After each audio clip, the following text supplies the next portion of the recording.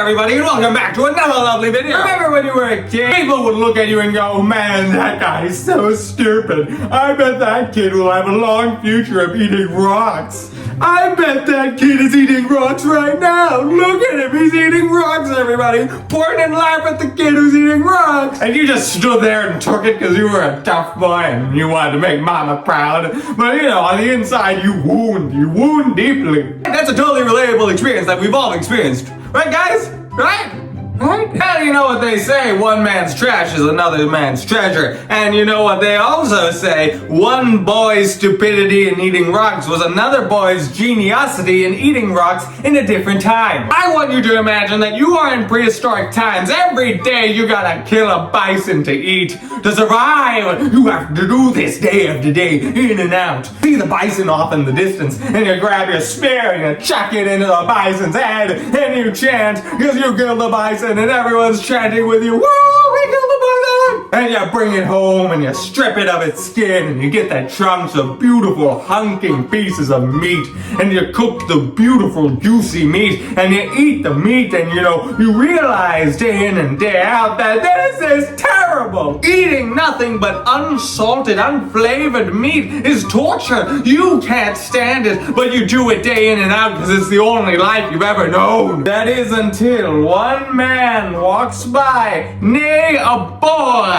and this boy has done what I have done when I was a child, and he ate some rocks. Not just any rocks, rocks that had a power to them, rocks that turned average meat, average chunks of meat into something far different. The boy came over to the hunter and he went, want me to blow your mind away? And the hunter was like, yes, do that. I'm so tired of my drab and weary life, of my skilled hunting ability and inability to enjoy what I hunt because I'm sick of all this food. The boy sprinkled a little douse, a little pinch of a mysterious rock. Trust me, it will explode with flavor. Flavor? What is flavor? And the boy shoves the meat into the hunter's mouth. And the hunter, his mind explodes. He's befuddled. For the first time in his life, that hunk of meat that he ate wasn't just a hunk of meat, it was a work of art. Beautiful tapestry. A conundrum of flavors within his mind and mouth and tongue. He got on one knee and pledged his allegiance to the child. Said, wherever you need me, I shall be your sword, shield, and so long as you supply me with these rocks. The child built an empire, 1,000 billion loyal soldiers, ready to put their lives on the line just for a hint of flavor. People nowadays ridicule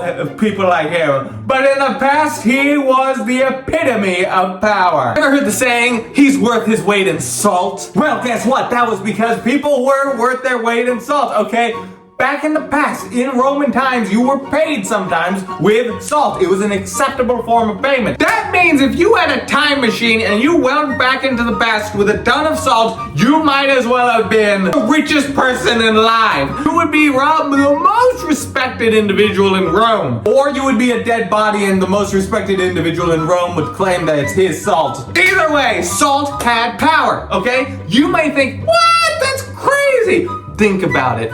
Dreary life, no flavor, your whole life, magic rock gives it flavor. There's a lot of jokes that some people only use salt as a spice and that's the only thing they ever know. Well, guess what? When you live your life without flavor, that's all you need. Then spices got involved and oh boy, that's a fun discussion for another time. The spice trade, I thought it was trying to say something to make it more kid friendly. No, the spice trade was literally just spices. I'll tell you about that later. Well, right now, rocks, okay? I was born in the wrong time. Send me back, take me back there, and I will have been eating all the rocks. I will have figured out which ones are the salty ones, and I would have been a fudging millionaire. Well, not millionaire, but saltionaire. I would have had it all. Remember, next time you mock someone for doing something that's a bit different and a bit foolish, he may have been, or she may have been, or they may have been a genius of a different time. Give me a little props. I would have been a millionaire. I thought of it. I also thought of selling air.